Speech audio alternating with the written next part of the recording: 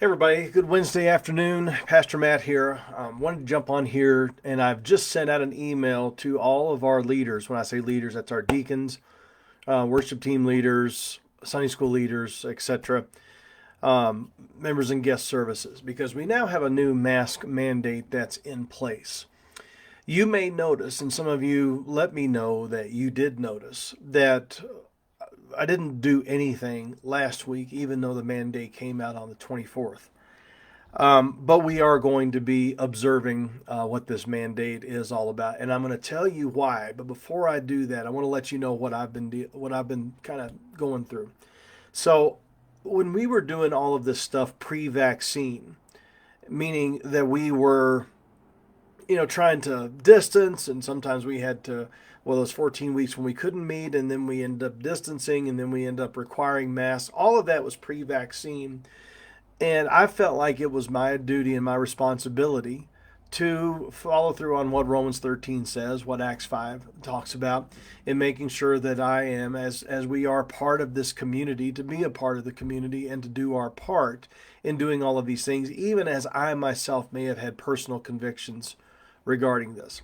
Now that we have vaccines, one of the things that we had the option to do was one, require masks all the way through whenever we're in the building, or card people. And if we ended up being like at a 95% vaccination rate, then we could be one of those places that didn't have to do masks. But that would involve me carding people. And I've always had an issue with doing that because of just HIPAA reasons. Flawed logic or not, that's one of the reasons why I've always had a hard time doing that. And so I was hoping to do a number of different things, one of which was to be able to find a way to maneuver to where we didn't have to wear masks all the time. But I was really waiting to hear from Tri-County Health. Tri-County Health normally sends out something for faith-based organizations, and sometimes what they send out is parallel with what they're asking businesses to do, and sometimes it's not parallel. And so I needed to hear from someone. I wanted to talk to someone to help me to go through this, because what they're asking us to do is to mask up, because there are now, it's like 5.9% vacancies in our hospitals in our area. They want to have 10%, and they're trying to do what they can without the complete shutdowns like they did before, to get it back up to 5 or to 10%, up from 5.9%. And listen, I've read all the articles, I've done all the research. Many of you have sent things to me about the veracity of this and that, and the helpfulness of this and the helpfulness of that.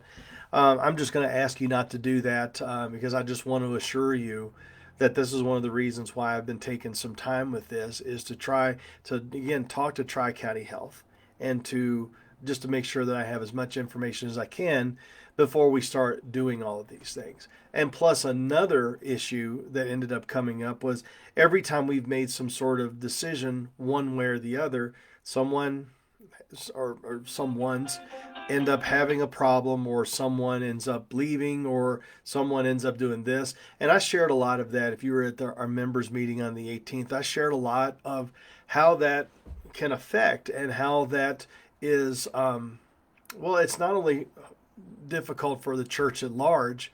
I had to confess to you on how difficult it was for me personally, because of how people began to interpret all of these things, and it began to be in a personal way. And if you think I'm talking about maybe you in particular, I'm not. It was coming from a number of corners, and so I felt like before I had to make a call on this, there were some people that I had to talk to, and also there is just this desire to make sure that we are, well, we're just moving forward with eyes wide open. So I want to just interact with some of the things that I sent to some of our people, or some of our leaders, just to make sure that I am staying on track with all of this. See, the first thing that we have to do when it comes to these decisions in asking you to mask up when we come in, is that we have to make sure we're not talking out of both sides of our mouth. Is that there's an aspect where I'm sorry about this, my goodness, where we want to make sure that sorry, I got a text. I'm not gonna pull off on this to answer it right now, but I will in a second. We want to be a part of the community, but then if we're doing something that the community is needing from us to do, we can't all of a sudden turn around and say, "Well, I don't want to be a part of the community anymore." This is part of doing this, and they're not asking us to violate any gospel issue. They're not doing that. I don't think this is tyranny at all. I think this is just a way that the medical community, regardless of what we think the motives may be, I think this is a way for the medical community to be able to try to help abate these issues with COVID. And so we have to be careful about that. As a pastor of this church, we have a lot of older members that are here in this congregation. Plus, we also have some people that are struggling with pre-existing health conditions. And so the mask for the time being will be able to help with that issue. Also, I'm a husband and I'm a dad. My wife has lupus. My girls are starting to develop some rheumatoid issues, and so they're developing some of these things as well. And so I'm thinking now of me personally about what I need to be doing to keep my family healthy, even as I am healthy and doing what I feel like that I need to do. Plus, all of us know people in our sphere of influence, our friends, our relatives, our associates, coworkers, neighbors. All of us know people that have been affected by COVID. And whatever you think about the masks and such, this is a help. My wife is in the medical community. She works with masks all the time. Our kids are in school. They've gotten used to the mask to try to keep that back. Yes, is COVID still hitting? Yes, but I don't believe it's going to be as bad because of what they're trying to do to make sure that they're keeping those, especially those that are unvaccinated, away. So this is what we end up dealing with is mask versus no mask, vaccines versus no vaccines, and then we start kind of pitting things against each other. So I want to just make sure that we are moving forward well. And this is what I need from you, and this is exactly what I told our leaders. I told them that I did not want to have to deal with this again, and in my flesh, I was trying to find a way not to deal with this again. But and I want to trust our politicians' motives. And after talking to the Tri County Health, I don't believe their motives are bad. I believe they're going by what they know to try to help push this virus back, to be able to try to get beds, more beds in our hospitals because they're running low on that. But this is what I'm asking you. It's really four things. One, let's keep our morale high. Christ is still on his throne, and we are actually still able to meet. Think about how it was before. Before, businesses were closing down. Now they aren't. That means that we can still meet. Distancing isn't enforced. That means we don't have to separate in our pews. There's no mandates of only 10 people in a room. We can still have small groups. We can still have our fellowship on Sunday. As soon as you sit down at the table like they do at restaurants, lower that mask and such.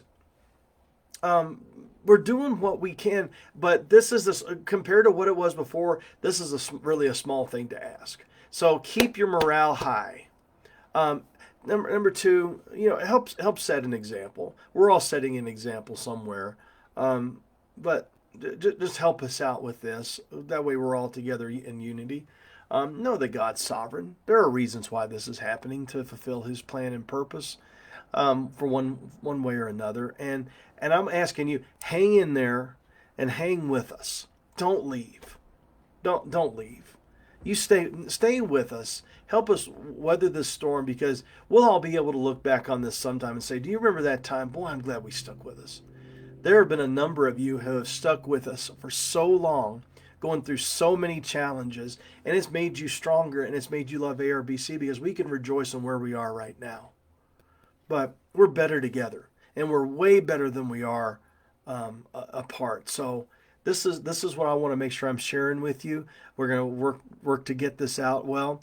Got a couple of phone calls that I need to return before we end up having our staff meeting. But thank you so much for just taking time to listen to this. And let's make sure that we are building each other up.